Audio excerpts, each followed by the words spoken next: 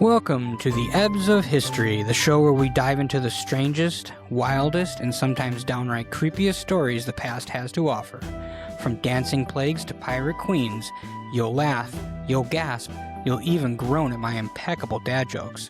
But most importantly, we'll learn how history is way cooler than your textbook ever told you. We're your history-loving hosts, Zoe, Leslie, And I'm Jason, and in every episode, the three of us will take a quick trip through time and see what lessons we can still learn today.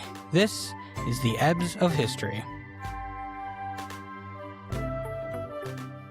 All right, we got some new lineup going on here. So Zoe actually had some time in between her shows to record a podcast, surprising. but it was at the exact same time that Gavin had a birthday party to attend. So here we are. We have our almost new co-host, really. 2 weeks in a row. what? Yeah, Is it a trend? Am I trending? you're trendy. No. No, Mom. No. So how was everyone's week? Tiring. I'm sure. Again, it was still hot because we're going through kind of a heat wave. Yeah, very much so. Yeah. Imagine this. It's the summer of 1858 in London, one of the greatest cities in the world. But something is very, very wrong. The air is thick with a smell so disgusting that people are soaking their curtains in chemicals just to breathe. The government literally cannot function. Parliament members are gagging in their chambers. And all of this is coming from one place, the River Thames. Today, we are diving into the story of the Great Stink of London, a disaster so foul it finally forced the city to face a problem it had been dumping into the rivers for decades. Oh, God.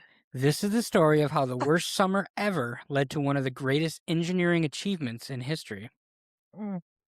Mm. This is not going to be fun. No, so this is, again, at the request of Mom. No popes. Thank you. I was changed the so topic last sick minute. of hearing about all these popes, all old popey white men. That's history for you. That's exactly right. So annoying. And I know I lean towards the medieval time period just because that's my favorite. You're biased. I'm totally biased, and it's just way easier for me to study and research. And So yeah. if you have any topics you want to hear about, That's right. let us know. Yeah, so we're in the mid-1800s now, so still in London, though. We moved on. Yeah. All right, let me paint you the picture of London in the mid-1800s. The city, it's booming. The Industrial Revolution is in full swing, and people are flooding in from the countryside looking for work in factories. By 1858, London has about 2.5 million people crammed into its streets. It's one of the biggest, busiest, most important cities on Earth. But here's the problem. Where do you think all those people are going to the bathroom? Any ideas? Chamber pots? It's not where they're meant to be going. Well, not where we go today in That's modern not- times, not that's where, for sure. Not where we go today. Where do those chamber pots get put, Mom? The river. On the street? Mm-hmm. Now, some of the fancier homes have these relatively new inventions called flush toilets. Sounds great, right? Yeah. Wrong. Because those toilets do not connect to any kind of proper sewer system. They just flush everything into old drainage ditches called cesspits. Oh, God. And those cesspits, they empty straight into the River Thames. So, even with a flushable toilet, it's still going right into the Thames, Is along that- with the chamber pots. Is that where the term cesspool comes from? No, No. I think it was called a cesspool before. What do you mean, like in the modern sense, a cesspool? Yeah. Yeah, probably. Yeah. I need to get some air freshener in this house right now. And get this, the Thames is not just where London dumps its waste. It's Oh. also where London gets its drinking water. Oh, right. my God. No, right. Oh, no. People Why? are literally drinking from the same river they're using as a giant toilet. Ugh. So, quick question. What do you think happens when you have 2.5 million people all using the same river as both their bathroom and their kitchen sink? People get sick. That's right. Yes. 100%. Oh, my God. The river turns into a disease conveyor belt. Cholera, typhoid, dysentery, hepatitis, parasites, and a public health disaster with a very soggy villain. That is disgusting. Human waste carries bacteria and viruses upstream, downstream, and straight into cooking pots, water jugs, and irrigation. Ugh. The results usually massive outbreaks of waterborne disease, high child mortality, contaminated food supplies, foul smell, low oxygen, dying fish. A city stuck in a loop where sickness keeps feeding sickness. This just sounds awful. I mean, they You always didn't want say, popes. I know, but they always say, like, what point of history would you want to go back to? Not this. And now I'm like, because I always think, oh, London in like the 1800s. Nope. No, it sounds Definitely awful. not London 1858, I can tell you Oh, that much. God. And a bunch of like work reforms were happening around this time as well. They because, started, yeah. Like, the factory started and Mhm. children were getting and working and everything. That's right. In historical terms, that setup is basically an engraved invitation for cholera. For years, London had been dealing with the consequences. The river stinks. It's brown and thick with sewage and industrial waste. Fish are dying. But worse than the smell, disease is spreading like wildfire. Between 1831 and 1854, London suffers through 3 major cholera outbreaks and kills tens of thousands of people. Now, back then, most people believe in something called the miasma theory. They think diseases spread through bad air and foul smells. So when they smell that horrible stench coming off the Thames, they think the smell itself is what's making them sick. They're not completely wrong to be worried. The river absolutely is the problem. They're just wrong about how this disease spreads. It's not the smell that's killing the people, it's the contaminated water. It's all the heat, it's the humidity that gets you. That's right. Sound like your dad. It's not so much the heat, it is the gosh darn humidity. There's actually this brilliant doctor named John Snow who figures this out. Jon Snow, like on Is it John John like French John or like John like American John? John with an H. Johnny No H? Uh-huh. Oh my That's a zombie gosh. prom reference, everybody. That's crazy. John, what was it? Guys, I wasn't able to say my joke because you guys started asking questions, but I was going to say after it? Jon Snow who figures this out, he did know something. Oh, my Ah, God, that was see, you don't get terrible. that, Zoe, because you've never seen Game of Thrones. Womp womp. That was a horrible dad joke. That was a Because great dad joke. in order for it to be a dad joke, children have to be able to understand the joke. And children should not be watching Game of Thrones. All right, you got me there, but then it would just make it a good joke, period, not a dad No, joke. no, it's not. It's not a good standalone. It's a good dad joke if it's a good standalone joke as well. All right, Jon Snow, who knew something, he maps a cholera outbreak in 1854 and proves that the disease is spreading through polluted water from a single pump. Ew. But most people don't believe him. The miasma theory is too popular, too accepted. And Dr. Snow dies in 1858, right as things are about to get really, really bad. It's not gotten bad yet? No, it's not summer yet. God. So now we've reached the summer of 1858. And let me tell you, it's hot. Temperatures are regularly hitting above 30 degrees Celsius. What do you guys think that is I have Fahrenheit? no idea. Uh, I don't do like numbers. 100. It's 86 degrees Fahrenheit. And for London, that's super hot. As you guys know, they have no air conditioning there because it's not usually hot enough to actually need it. Right. So 86, that's a hot summer. Mm. Day after day, baking in heat. And the Thames, it's at a low level because there's not been much rain. Oh, God. So all that sewage and waste that usually at least gets diluted a bit, it's just sitting there baking in the sun on exposed riverbanks, turning into thick, bubbling sludge. Can we go back to popes, please? You asked for I it. know. I'm sorry.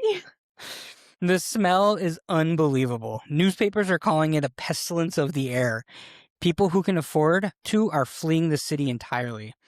Those who stay are stuffing their windows with cloths soaked in chloride of lime, trying to desperately block out the stench. Mm. Nothing works. Can you imagine having to put up chemical-soaked No. anything in our windows because the outside smelled so bad? No. I could not even. I think I would leave. I would go to the country. Yeah, but if you can afford it, what are you going to do? Yeah.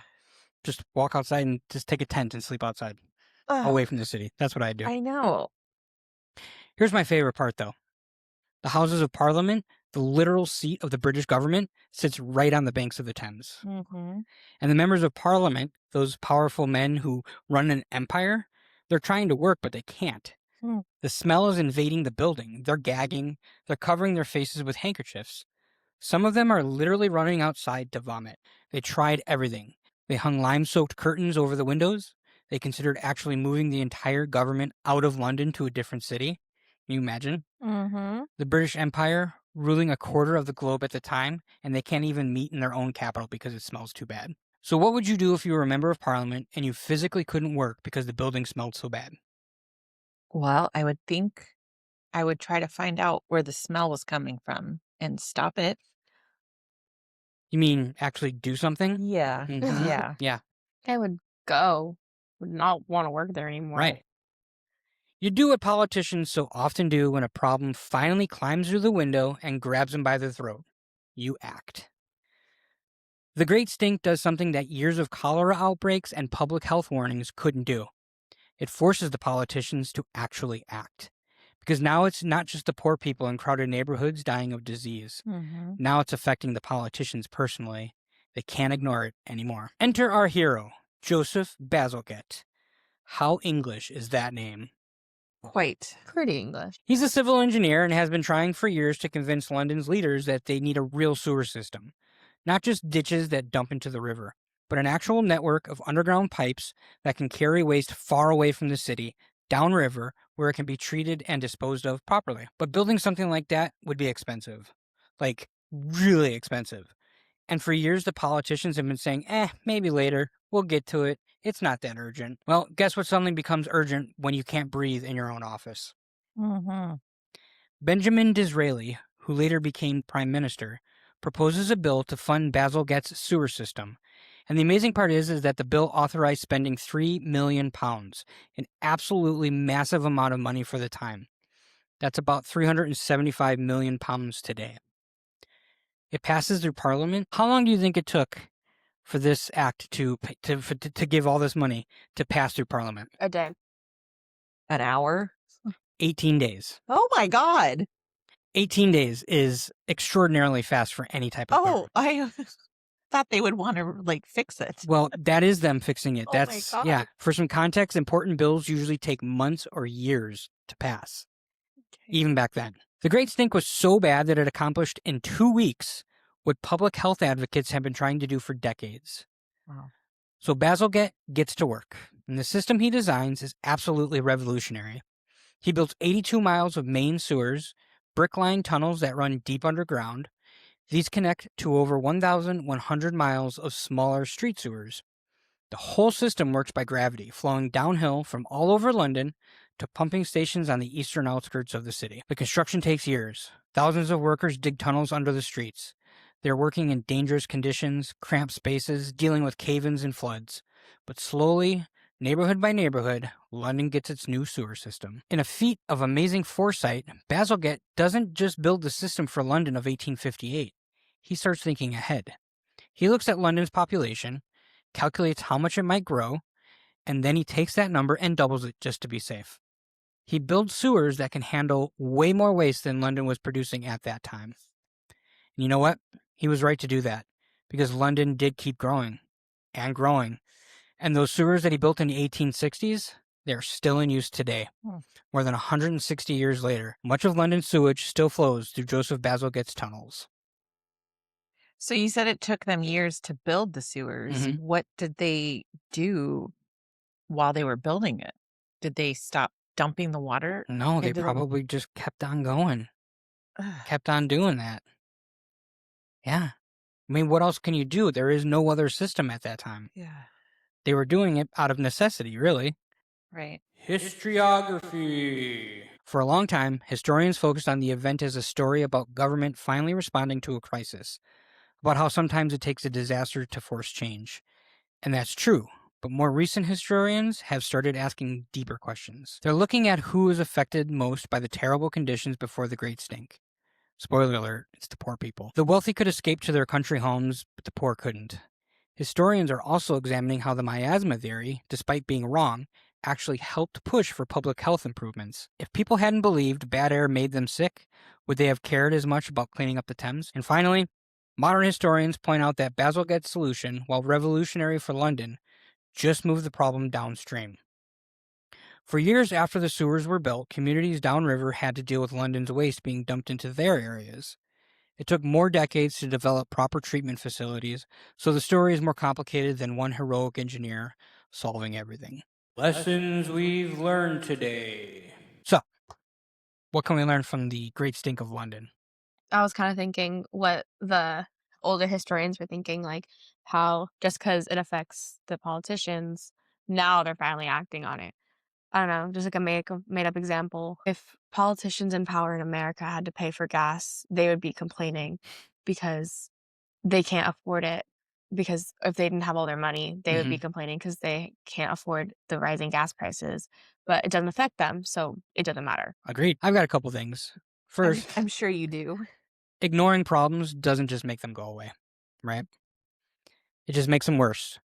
London had warning signs for decades. Cholera outbreaks, polluted river, public health experts sounding the alarm. But it took the problem literally stinking up Parliament before leaders acted. Can you name, kind of what you were saying, Zoe, can you name some problems we face today that we're putting off until they become impossible to ignore?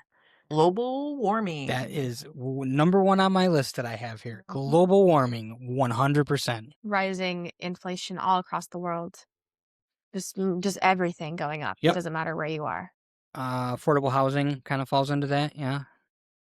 Aging infrastructure. I mean, what did it take in Minnesota for A bridge to a collapse? bridge to collapse and people to die for them to fix the infrastructure there? Right.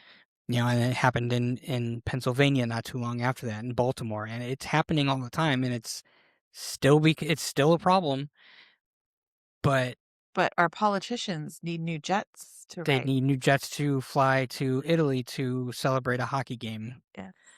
And there's other problems in this world that we should be focusing on, and we won't until it becomes an actual problem for the people that have the power to do something. And finally, thinking ahead pays off, right? Bazalgette thought ahead. He doubled what he thought was going to be. He took the number of people he thought was going to be in London, in the very, very far future, and then doubled that just in case. And here we are today. They're still using that exact same thing, which is just amazing because London is one of the world's, biggest cities, most populated cities. It's time for the Fun Fact Challenge. Time to test you on what you've learned today. Oh no, I'm not good at this. Yeah. And I keep Zoe, you haven't heard the one that Mom did with Gavin last week, but Gavin was on he knows when to hit that trigger and say locked in because Mom could not beat him to the punch. Yeah, and I keep score, so. Okay. And she takes better notes than Gavin does too, so watch out. Yeah. All right, you guys know the rules. Let me finish the question, right, Mom? Mm-hmm. She got disqualified on one of the questions because she locked in before I finished. Oh, Let that me happened to fin- Gavin once, but Gavin didn't get eliminated. He's a 12-year-old boy. The rules are different for an adult. Anyway, Sounds moving like forward, something that we've learned today. Oh, I'm getting snarky. Someone is tired. Oh, Let me finish the question and then you can lock in. Best of 3. Question 1. What year did the Great Stink happen? locked in. Zoe. 1858. Correct. It was during the hot summer months of July and August. Question 2. What was the name of the engineer who designed London's revolutionary sewer system? Locked in. I think Mom had that. I really You're pitying do. Mom right now. No, You are, and that's okay. do you think Zoe got it first? I think she started first because my Okay. brain doesn't work. Go ahead, Zoe. That's very honorific. Honest of you. Yes, I Joseph know. Bazalgette. Ooh. That is incorrect. Jon Snow. I'm Um, just. Oh. Mom, do you have a better answer? Is it Joseph? I can't. Joseph Yes, I can't pronounce it. Joseph Bazalgette. Bazalgette. Because this I wrote it like a F, but it was a T. You said Bazalgette. That is not close enough. Yes. All right, tied up. Even with the gimme for you. Yeah, I tried to get you to win that one. Aw. Question 3. I'm going to raise my hand like this when I finish the question because it's kind of a long one. I don't want you guys to start early. I don't have a problem. How long did it take for Parliament to pass the bill funding the new sewer system after the Great Stink started? Locked in. Whoa! I could not Wow! say it. 18 days. Just 18 days. That is incredibly fast for such an expensive and important piece of legislation. The smell was so bad the politicians suddenly became very motivated to act quickly. This day in history. Today is April 2nd, and on this day in 1513, while trying to find the Fountain of Youth, Spanish explorer Juan Ponce de Leon became the first European to set foot in Florida, claiming the land for Spain. He named it La Florida because he arrived during the Easter season, known as Pascua Florida in Spanish.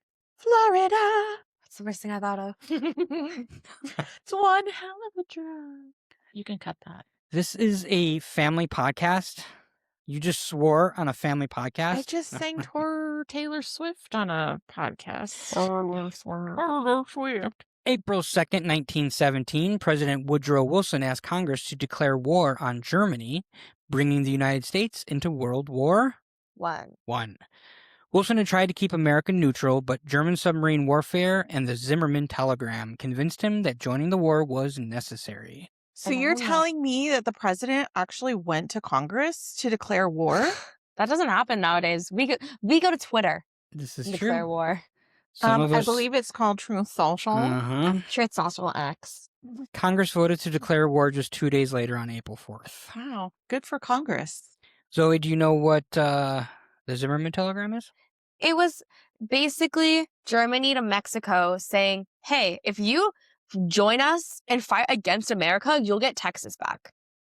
That is correct. And I'm not even in A-push yet. I'm in EHAP, and I aired it. So. And we intercepted that message, Mhm. and it was uncontrovertible truth that Mexico was probably going to join in, and then we'd have a war here on our shores also. Yeah. So, Because normally U.S. is protected because it's not, because it's like locked by water. So normally there's no fighting actually on our land. We just send troops to Europe, or we send troops to wherever needed. Right. But if Mexico said yes, it would be troops on. Finally, and because there have been no mentions of popes in our actual story today, on April 2nd, 2005, Pope John Paul II died at the age of 84 after serving as pope for 26 years. He was the first non-Italian pope in 455 years and the first from a Slavic country. Do you know what country he was from?